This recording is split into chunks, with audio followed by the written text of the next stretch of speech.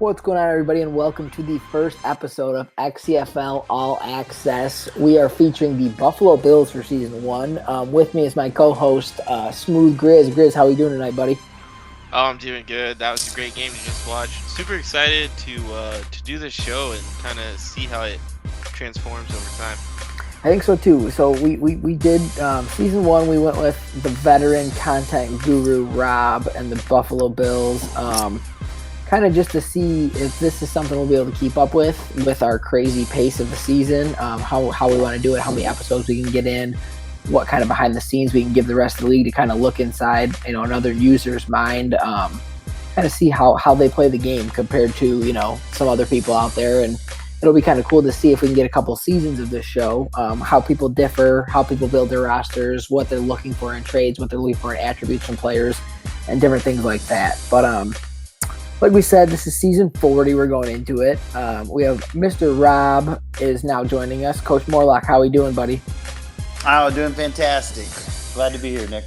Yeah, congratulations on being selected as our first team for the All Access show.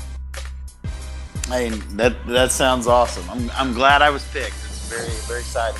A lot of people interested, and me and Grizz kind of bounced a few names back and forth, but we figured, this is the one to start with. So we'll kind of get into it here. So we're season 40, week 1, going into week 1 here. Fresh off a crazy offseason. You know how the XCFL off seasons are. They go really fast, but lots of important conversations go down, drafts talk, trade talk, everything. So what we kind of want to get into here before we get into the roster, how we're looking for this year, your off-season trades. Okay, so we, going into the offseason, I guess, what was your goal? What did you think you needed to address before we get into some of the specific trades? But what was your game plan going into the offseason? Well, kind of going into the offseason, I was a little unsettled at what I wanted to do at quarterback. I picked up Derek Carr last year. I got him with a late round pick. Used him. Didn't really get out of him, anything spectacular. I mean, he was okay. Last game of the season, I gave Jake Fromm a start. Just wanted to kind of see what I had there. I know he was real low on throw power, but just wanted to give the youngster a chance, and he actually shined, and we got the win, and it got me thinking, wow, maybe I need to look at this a little bit differently. But so I had my eyes kind of open as far as the signal caller, what I wanted to do there, and really and truthfully, with the Hotua, it just kind of fell in my lap. I didn't go out looking for him, and it just kind of fell right in my lap. I was looking over in the West Coast actually, but yeah. There were a couple of names being floated out there, a couple of young quarterbacks on the block.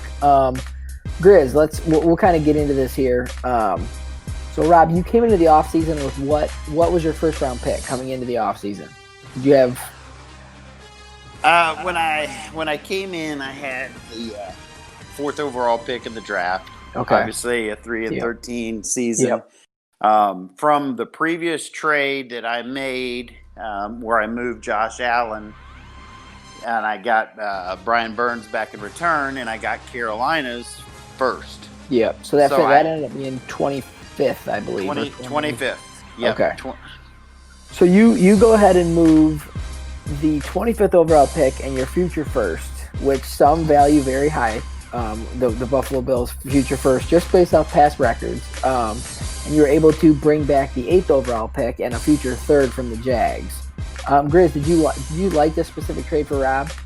Trading a late first and his future first for another top pick? Never.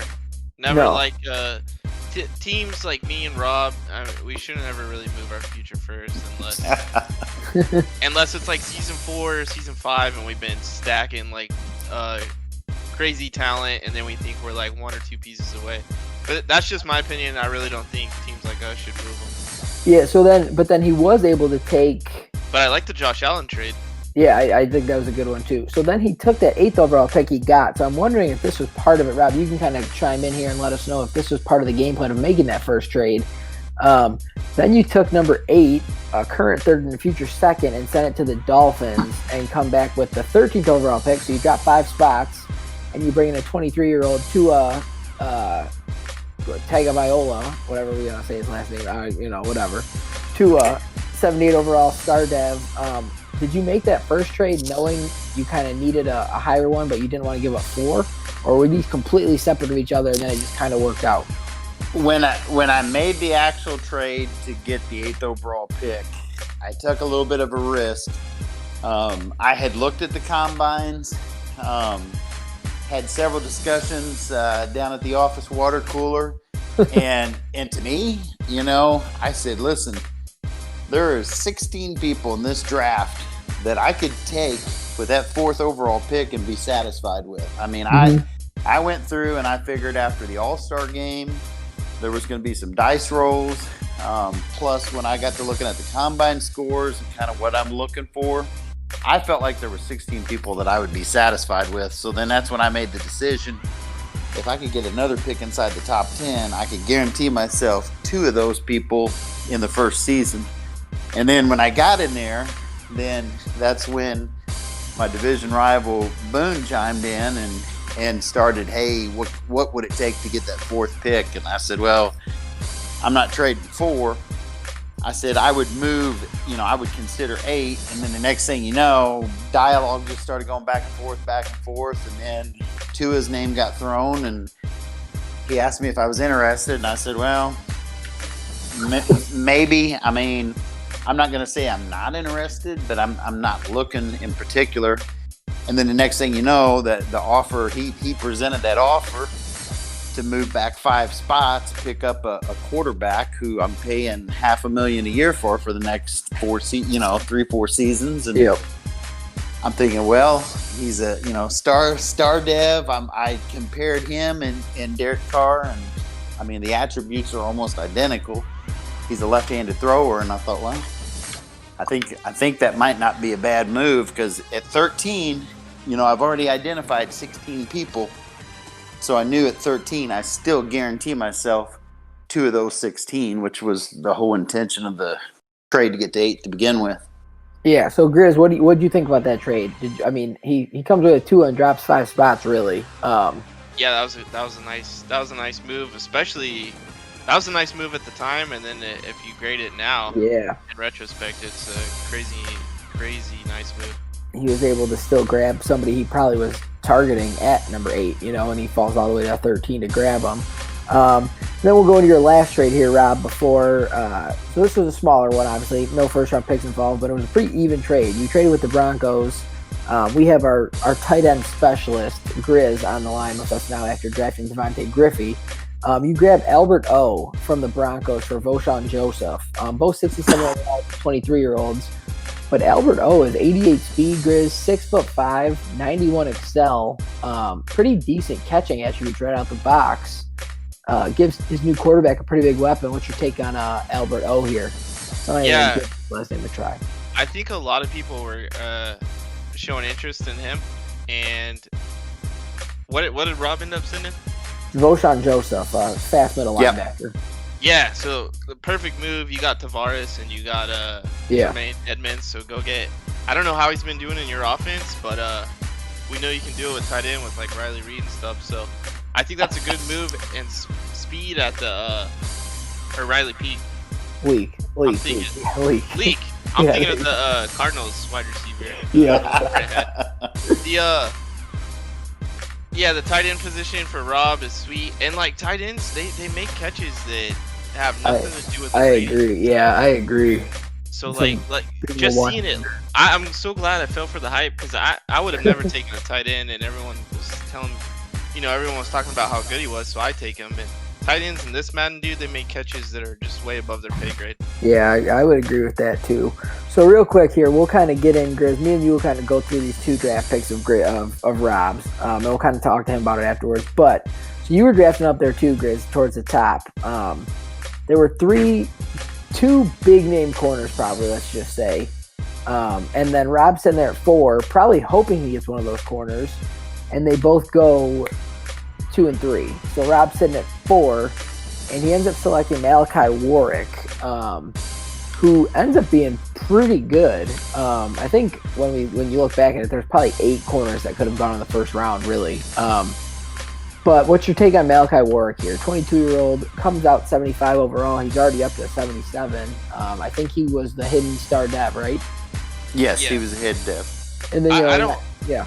I don't like that pick at that spot. To be honest, you just hit the nail on the head. The corners were deep, and Yeah, I was a little surprised by how deep they actually were. so here I take the linebacker, and then I get the best corner available there at 12, 10, It was 13, whatever he was. So that was what my original thought too. It was pretty risky going with the corner here, not knowing what's going to happen with that linebacker and Tavares Bryant. Definitely, but as we'll come to find out, Yeah, it yeah. paid off. we- But yeah. I think the hidden dev really bails Rob out, and Malachi Warwick becomes a great pick here instead. For sure, already up to 77 man, 75 zone. Then he got the 90 agilities.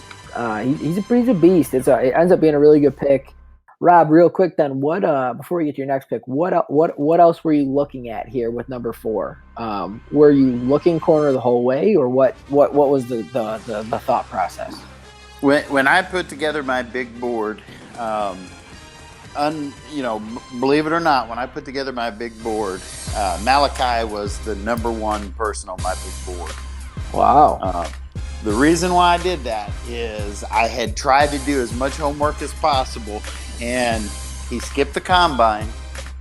I went through every statistic of those corners, and there was no number 1 corner as far as speed or acceleration. And I kept thinking, oh my God, I wonder if he is the fastest corner in the draft, and he skipped the combine, and that's why it doesn't show a first place in speed and a first place in acceleration. Interesting. Okay, I can dig that. That was an makes a interesting, lot of yeah. sense. This behind the scenes, this is all access, baby. We're getting everything. That's interesting because I didn't even look at that. So that really makes sense there. Going with him at 4, So- you didn't want to risk that. Are you telling me though, Kareem Blackwell, who's the other guy? Rashawn or something like that? Yeah, he went to the Jets. You telling me Rashawn those 2 guys are there? You're still going Malachi Warwick, right? Mitchell. Rashawn Mitchell. I was going Malachi with my first pick. He was my number 1 on my big board. Mitchell was number 2 on my big board.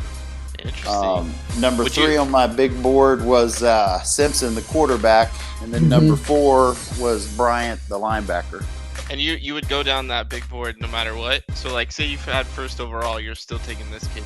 I'm taking Malachi. Wow. Okay. Because I'm looking at the other 2 guys, and Malachi Warwick's already, as we've progressed here, he's progressing way faster than these other 2 guys are. So it'll be interesting to see how these 3 who are kind of tied together kind of look, especially with one being in your division in the one for the Jets. But then, okay, so let's go. You're sitting there, you have 13. Any thought of trading up, or did you kind of already lose all your ammo and you were kind of stuck at 13? You were happy there? Well, to be honest with you, there was a lot of craziness with the draft. Yes, In regards to the uncertainty, and it really changed things because normally in a draft situation, you've got time to just sit there and stare at the screen, and then you just start getting crazy thoughts that come through your mind. And then in this particular situation, we were all stuck on our draft board. Yeah. So you couldn't really, I was scared to back out and back in. And I thought Bryant had already been picked, and I was trying to follow listening to the broadcast. And when it got like 2 picks from me, Bryant was still showing on my draft board. I'm like, he can't be there. And then a coaching comrade of mine who we share an office space, he sends me a DM and he's like, hey, what would leave this guy alone, don't pick this guy. And I'm like, well, I'm willing to trade back. I'll trade back, but it was going to have to be a pretty salty trade to get me to move off of it, because I thought if he falls to 13, I'm all over that. I mean, I would trade, but I'm going to ask for a king's ransom. Oh yeah. But that didn't materialize. He was there when my pick came up at 13, and I raced to the podium.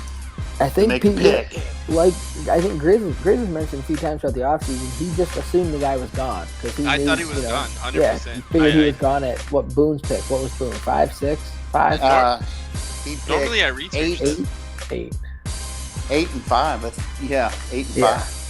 Normally when I'm at the top like that, I'll see who people want, maybe for a mock or something. I didn't really care. Like, all that information kind of came organically, and I thought that, dude, I 100% thought he was gone. And then, like Rob said, you're kind of locked into your draft board. You don't really even know what's going on. I just wrote him off as gone, but it's kind of amazing because now that we're in like week 5, I'm glad things went how they went for both of us. For sure.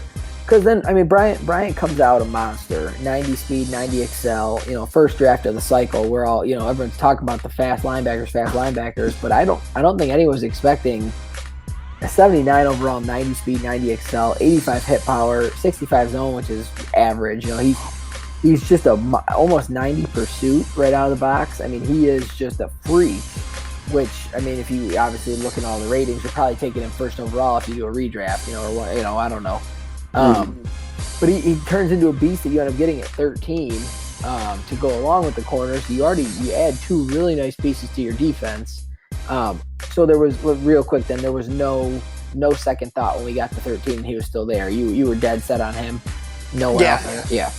Unless I got a great trade, and it would have had to been like something ridiculous, like I told Higgy, I'll trade back 3 spots. You throw in a future first, and I'll do it. I mean, it was to the point where he was such a good piece getting ready to fall in my lap. Let me ask you this: you said you had 16 guys you loved, and you're there at 13. Yeah. So who did you realistically think was gonna come back around to you there? Yeah. Who were you really? Mobley. Yeah. When I made the trade back with Boone, I did it with the intention that if I could get Malachi, if he wouldn't end up getting, I was really worried about him making it to 4. I thought if I get him and I trade back to 13, hopefully with all the dice rolls, hopefully there's an opportunity that I can pick up Mobley, because I kind of looked at him to be my bookend on the other side of Burns and my replacement for Jerry Hughes.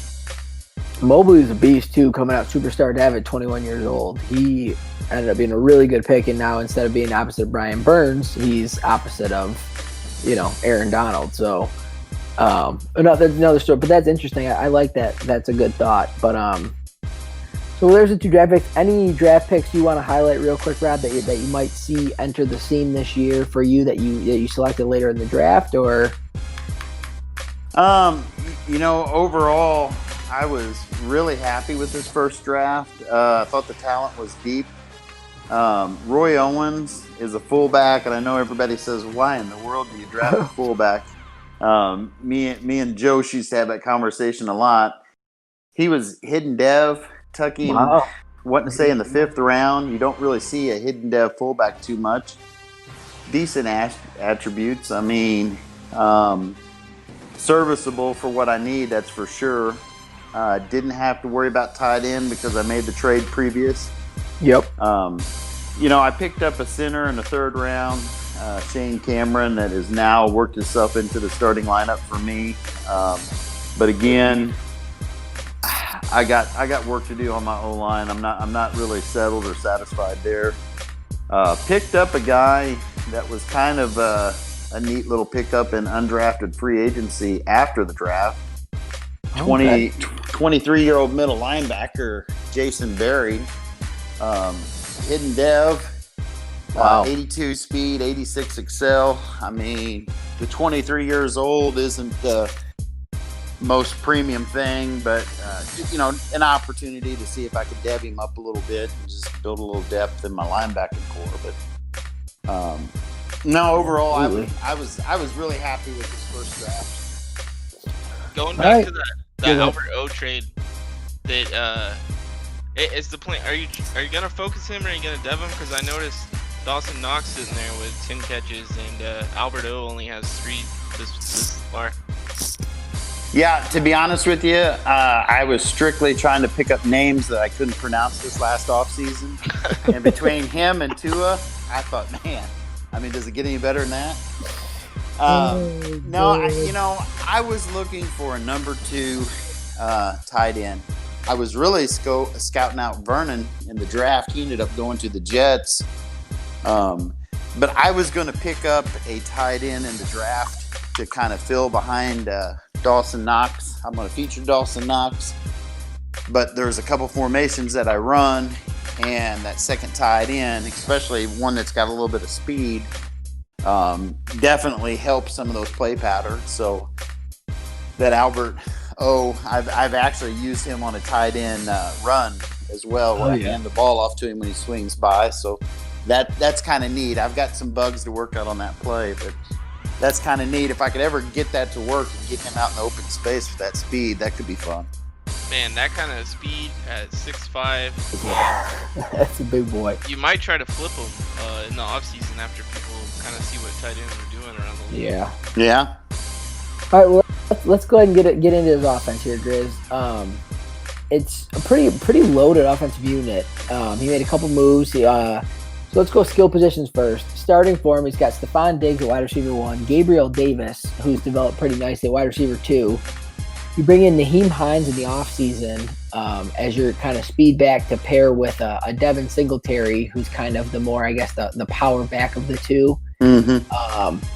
Grizz, I mean, out of these, and then obviously Tua, then the rookie Roy Owens at fullback. I mean, is this enough talent for the young 23-year-old quarterback? Do you need to see more? There need to be more moves made. What's your take on this offense here? You know, it's an offense you definitely could get a lot out of it, but it's like you're looking at Diggs is kind of 27 already, and John Brown's old. Gabriel Davis will be nice for years to come. Yeah, but you're already kind of in a spot where you're gonna have to replace about 2 wide receivers. Your halfbacks are good to go for a long time, so you're in a point. It works out well. If Tua is your guy, you can use these talented older like receivers and stuff to try to help him, try to dev him, because Stephon Diggs is nice. Yeah. So, but then if Tua is not your guy, then I would go ahead and try to get some younger pass catchers and try to build them up, and then bring in your guy after that.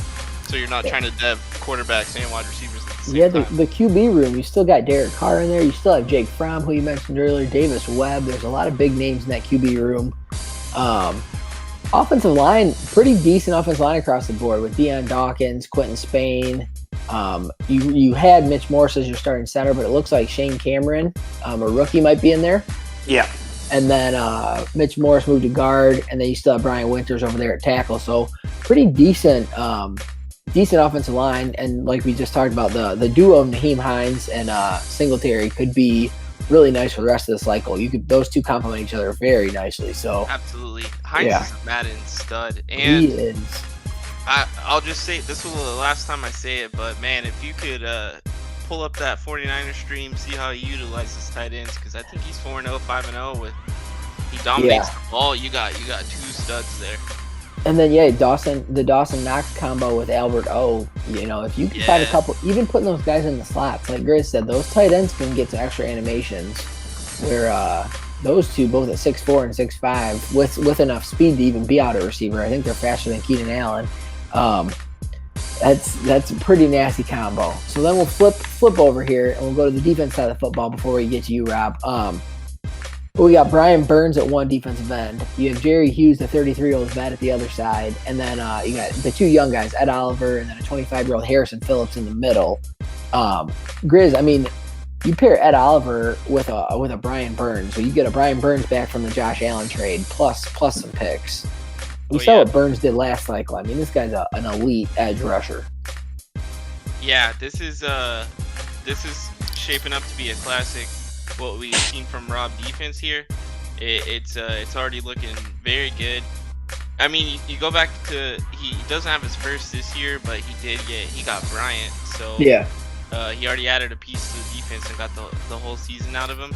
It looks like you're gonna have to maybe come up with some better answers at corner. You got Trey White for you for a while, but I mean, he was already asking about Fletcher Cox, so we know that that Rob puts the focus on the D line, and I mean that's kind of where games are won. If you can take away the run with the defensive line by itself, you're sitting pretty, and this defensive line is well on its way. Yeah, Ed Oliver there at 23 years old too you got Oliver and Burns could run the whole cycle for you. 81 speed at the defensive tackle. Yeah, that's nasty. And then then you move over to what could be, it looked like from what Rob sent me, he's going to look to run a base nickel defense. So he's got the four rushers up there, the four linemen, and then he's running Tremaine Edmonds and Tavares Bryant at the linebacker spots, who are both elite athletes, 6'5", 250, 6'3", 240, play sideline to sideline, can play in coverage, can come up stuff the run. Grizz, that duo of linebackers there is.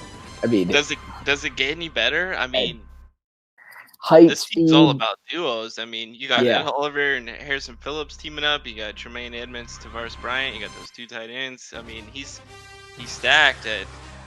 You're gonna want one linebacker to fill just in case for emergency. But other than that, I mean, you throw a.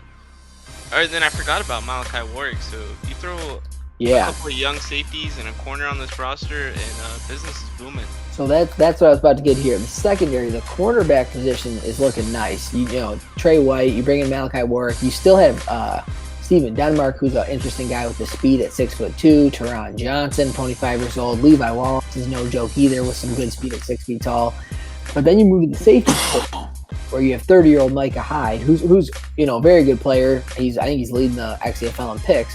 And then Jordan Poyer, who both at 30 years old, both very good players, but both people you're going to either have to give decent contracts later in their careers or move on from.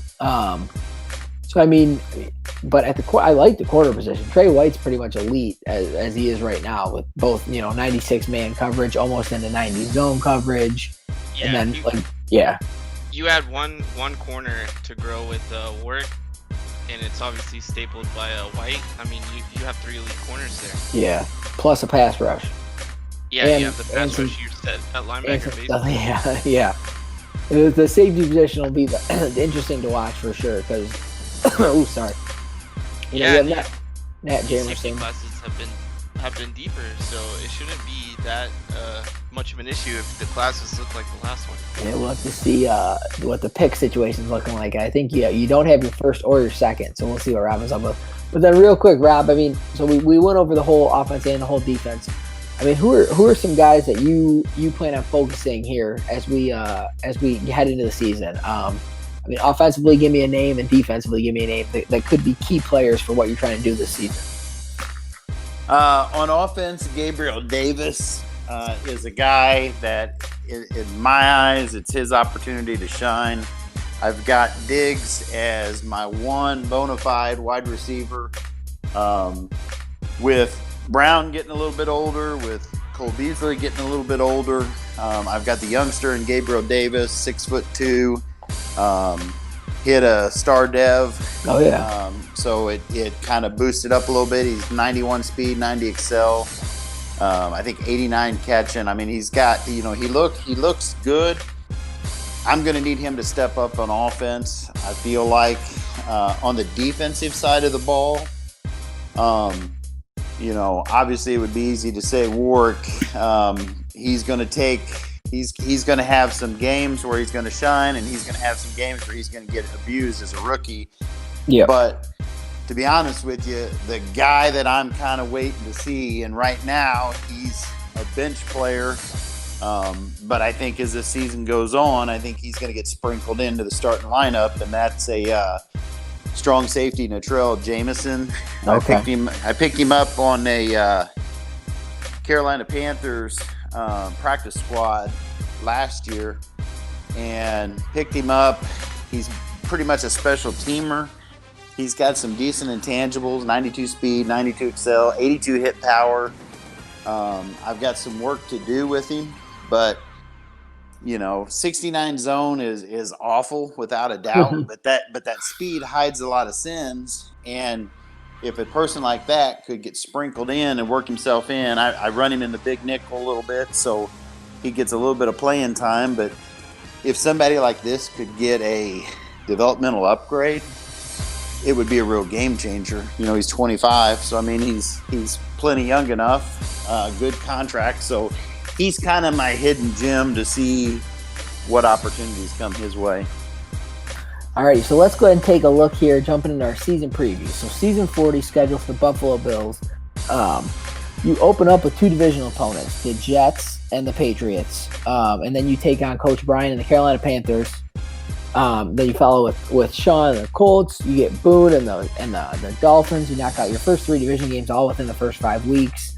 You have the NFC South on there, so you still got to play Prince. You got to play Guac. You got to play J-Mo and the Bucks. You also have the NFC East, or no, you're the AFC East. You have the AFC. You have. We've got the South this year. AFC, yeah. So then AFC South, which is that quote unquote soft division. So there looks like there could be some serious wins on the schedule. So we're looking ahead here. What's the goal? I know last year we kind of struggled, didn't win as many games as you'd like to. Are we looking for playoffs this year? What gives you have a win number in mind? What are we looking at here? 3-13 last year. Obviously, going into this year, for me the schedule's always tough. You look at the schedule, it's like, ooh, man, that's gonna be a tough one. Yeah. That's gonna be. Yep. Honestly, I would love to be able to come into this year, get into what we're doing, get some of these rookies, build them up a little bit. I need to get off to a 2-2 start. Those division games, week 1 and week 2, are going to be critical. Would love to put myself in a position where week 13, I still have a chance for the playoffs. That would be my goal. Put myself in the deep part of the season with a chance. All right, so let's put Grizz on the spot here. Grizz, I'm going to read off the games. You tell me win or loss, okay? Okay. So we'll go Jets. Win. Win for the Jets. Okay, we got New England Patriots, B-Rap. Loss. Okay, 1-1. Coach Brian and the Panthers. Loss. We got, so we're 1-2. Sean and the Colts. Win. 2-2. Boone and the Dolphins. Loss. 2-3. Prince and the Saints. Ooh, that's an upset special, but I'll go loss. All right, 2-4 going into week 6. Then week 7, he's got Guac and the 0-16 Falcons. That's a win. So we go 3-4. He comes back with the Jets again. Willinger. Did I have him win week 1? I got him split. You had a loss, so now we got a win. Okay, so we're sitting at 4-4 then, heading into the week 9 bye with 4-4. He gets Riot and the Jags. Win. 5-4. He gets J-Mo and the Bucks. That draft class. I'll go loss here. Okay, 5-5. He gets Brap and the Patriots again. Close loss. Close Okay, loss. so we're 5-7. Drew and the Titans. That's a loss. 5-8. We got Boone and the Dolphins again. Win. 6-8. Aries and the Texans. Aries and the Texans. We'll go win. 7-8. Okay, and then the last two, we got the Ohio buddies in Tosh and NWS. We'll go both loss. So we got 6-9. 1, 2, 3, 4, 5. 6-9, it's looking like there. Which is, I mean, Rob doubled. What? That's 15, right? Oh, we got 7-9. Yeah, 7-9. Yeah. So there we're sitting at 7-9, more than double your win total. Yeah. That'd be great. That'd be great. Interesting to see because you get He's on the show. My behind the scenes. He goes. Yeah. No, I'm just kidding. Yeah. Rob's a tough opponent, no doubt about it. He is, and I think everybody, when you don't have your first round pick, because even if you don't want to tank, if you have your first round pick, you're like, man, why am I winning games? Like this, this sucks. But I think when there's a different mindset when you physically don't have your first round pick, you play a little different. You upset a couple more people who might have their first round pick. Who knows how it's going to go? So I think go for 2, maybe you got nothing. And then, like you said, down the stretch, I mean, I guess Texans don't have theirs either, I don't think. Yeah, that's true. But down the stretch, like if the Chiefs miss playoffs, they're not going to be as excited to win a Week 16 game. So you know how the guys sleeping. We know how Week 14 Boone can be too, where he's Oh yeah, he'll be looking at those QBs. Oh yeah, he'll be checked out by then too. It'll be interesting to see what happens. It is a tough schedule. You finish with the Tosh on NWS, which is tough outside of the division. Yeah. That'll be interesting to see. I'm excited to see what we're looking at here. Then we will. Yeah, so this will bring us to our next segment, which is going to be our weekly highlights. So go ahead and check out Rob, how Rob did through the first 4 games of the season. Here we go.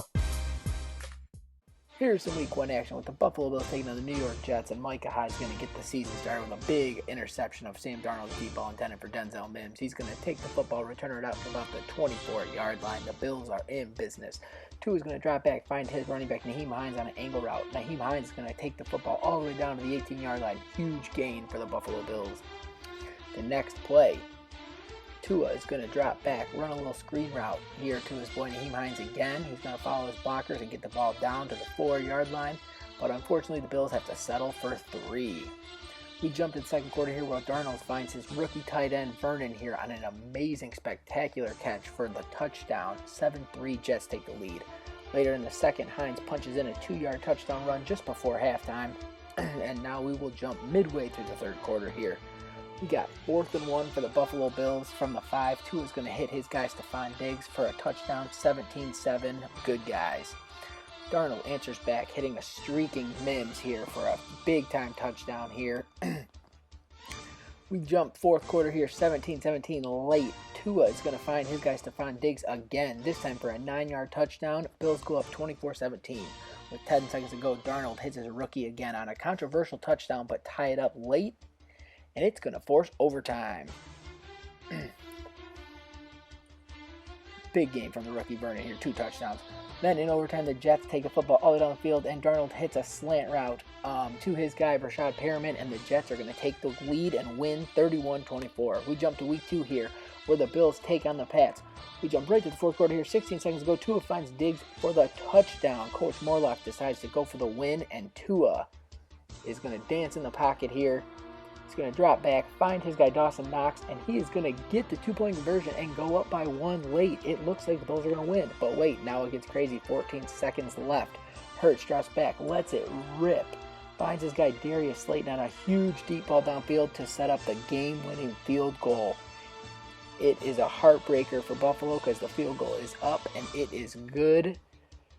Patriots are going to come out of this one with a win, and the Buffalo Bills drop to 0-2 with another heartbreaking loss. Coach Morlock does not look happy on the sidelines here. We are going to head to week 3 against the Panthers, down by 3, 2 minutes to go. Tua is going to drop back and throw an interception, which is going to seal the deal for Carolina.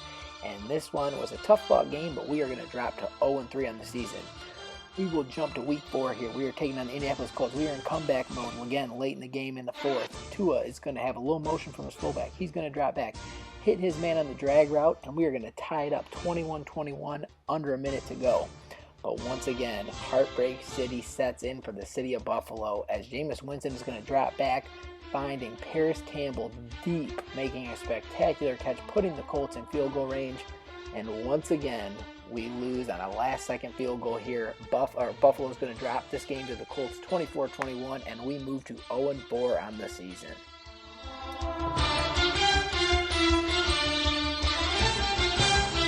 All right, everybody, we have Coach Robert Morlock back with us after just suffering his Week 4 loss to the Indianapolis Colts and Sean White. Rob, how would you say, obviously we're sitting at 0-4 heading into week 5 here. Obviously didn't go how you wanted. We just spoke with you, we spoke with you last week, and you were kind of hoping you'd be 2-2 heading into week 5. Obviously that's not the case. What went wrong? What are we looking at here? As you know, unfortunately, I have a couple issues that I'm going to have to get figured out. I guess honestly, the biggest issue I have is finishing games. I mean, it is what it is. It's a fact. I get in games. Every game I've been in this year so far, I've been competitive. It gets down to crunch time, and it's that defensive drive that I just can't finish off. Or it's that offensive series that, I go through the motions and think about, look back on it and think, man, why didn't I eat up a little bit more clock right here? Or why didn't I get a little bit more aggressive here? So finishing games, obviously, is the story of this first 4 games. And then the other part is, bad luck. I mean, man, I go back to that week 1 and, the Vernon touchdown. I mean, I'll be honest with you. I've watched that thing. Give me a replay in real time, EA, and at least show me and convince me that it was in or not. But for that to not even be replayed, and then on to overtime, and I never even got the ball in overtime, and it's over with. Yeah, that was a heartbreaker. I said on that broadcast, we were doing the red zone thing. I had a catch similar to that, and instead of giving me a touchdown, they put the ball in the 3. Yeah, so I remember that one could have that. gone either way. Yeah, and hats off to Willinger. Hats off to him. He's off to a great start. You go back and you look at that play, and trust me, I've looked at that play at least once or twice. The guy's 3 yards in the end zone. Yeah. The ball's thrown right to him. He didn't have to come back for the ball. No. All he had to do, Vernon, was stand there. He was wide open. My guys were late to break on it. He comes running back for the ball, catches it at about the half-yard line, and then gets tackled. His back foot was still in the end zone, but the ball never crossed. But it is what it is. 0-1, and then here I go stewing on it, and then I'm stewing on it, and it's just, God. Let me rewind the clock for you. Week 2. Yes. You're about to win, and we go cover 4 on the last drive. What's going through your mind right there with the cover 4? You thinking he was going to pull off a cheeky run or something?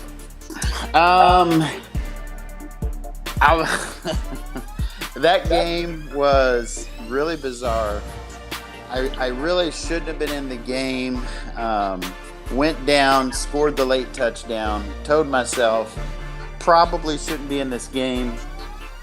Decide I'm going to go for 2, and I'm either going to win it or lose it right here on this 2-point conversion. Get the 2-point conversion, and I'm thinking, okay, here we go, 14 seconds left. What could go wrong? Enter reality in me. I was in a situation, the play right before that play, ball gets thrown right to Mecca Hyde. I mean, ball's right there in his hands, and he drops it. Yep. I pushed back. I did go to a zone. Yep. I tried to push back my linebacker. I tried to push back my corners. I felt like I was somewhat protected. I didn't want to go into a dime and allow him to get to the 50-yard line. Yeah. And then have a chance to get laid up and kick a long field goal on me. I wanted to make it impossible for him to get to the 50. Instead, I handed him an open invitation and said, there you go. Take that shot straight downfield, run right past Poyer. And so you were worried about him getting a chunk instead of going to like a prevent or like a cover 3 man, like out of dollar or something like that, quarter. You were worried he was gonna get a little chunk there. Then he's looking at field goal range for sure anyways. So you were just trying to play like the 10-15 yarder. I was praying and surviving that I wouldn't do nothing stupid, and I did. It was just one of those plays where he just got open right down the middle of the field, and I didn't know if he was going to catch it, and then he caught up and he used that the X catch and got up under there, and that was another heartbreaker. So 2 heartbreakers heading into week 2, or heading into week 3. So then you lose to the Panthers, you lose to the Colts. So now we're sitting at 0-4. We don't have our first round pick. We don't have our second round pick. we're talking 14 points in 4 games. You lost Yeah. by a total of 14 points in those 4 games. Yeah, yeah, because I mean, Tua played lights out through the first 2 games. I mean, 600 yards, 6 touchdowns, only 1 pick. And then against the Panthers, he kind of unravels. I think he threw 4 interceptions, a couple in the red zone, which you can't be turning the ball over in the red zone. We haven't quite been able to establish the run game, which I think could go a long way in lightening Tua's load, not making him have to do everything. Tua bounced back in week 4 too. He did, yeah, yep, and that's so. At least we're seeing positive performances, and I mean, you got a big showdown coming up with the undefeated Dolphins. Currently, what I think we have the Jets at 3-1, we have the Dolphins at 4-0, and then who am I missing? Patriots are 3-0 because they had a bye in week 4. Yeah, you got a bunch of teams that are all up there, and then there was us sitting down there. But you get a chance to play spoiler week 5 headed to Coach Boone. So I mean, okay, so we're sitting at 0-4. What's the game plan the rest of the season? Obviously, no first round pick. We're trying to win as many games as we can. What I try to do is I try to break the season up into quarters, and the first quarter my goal was to be 2-2. That didn't happen. I'm 0-4, so I'm behind the 8 ball already. So now I go into this next quarter, and I've got the very tough Coach Boone, who's doing the lights out job with the young QB. Prince, who's been an Achilles from previous division. He's very, very solid player. Guac, and then I get a rematch with Willinger, so I can put up or shut up on that play when I get my rematch. If I can take care of business there, then at least I can ride off in the sunset and know I split with him. So now I've put a little pressure on myself. I realistically need to go 3-1 in this next quarter to start turning this thing around. That's going to be a tough task with Boone and Prince bang right out of the gates. But really, if I want to get back into this thing before my week 9 bye, I need to go 3-1. Need to get into the bye and then start focusing on that next quarter. Yeah, I think with you and the way your division's set up, these division games are going to they're obviously huge, but with this division in particular, tiebreakers are going to come into play, I think. I mean, B-Rap kind of pulled away a little bit last year with the Jets struggling. You guys struggled, and then Boone is struggling too. But I think this year it's a different ballgame. Grizz, do you think similar, or is B-Rap going to run away with this one again?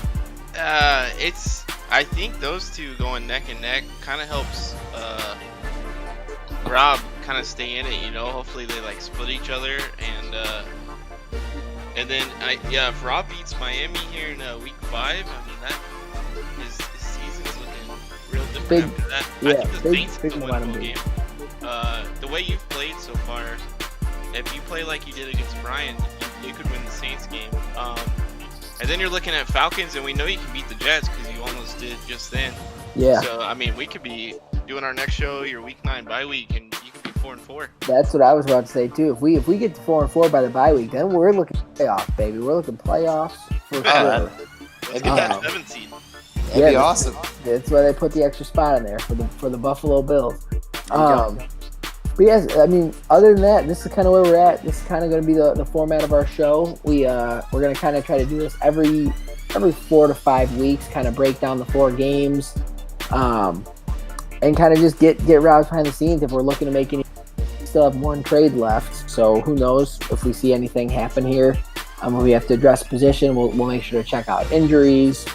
And then, when the time starts coming, we'll break down a little draft class prep because we know there's no one that looks at the draft class more than Rob. So absolutely.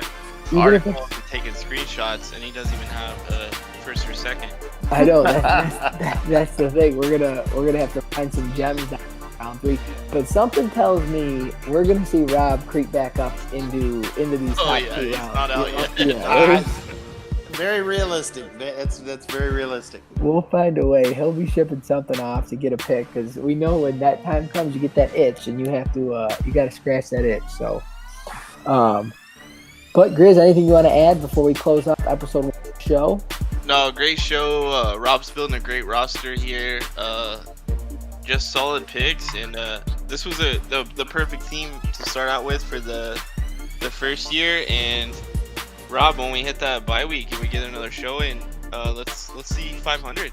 Yeah, absolutely, that'd be awesome. All right, well, thank you. Make sure Prince and all them heard that. We want to get Rob to 500, guys. Just lay down, boom, lay down.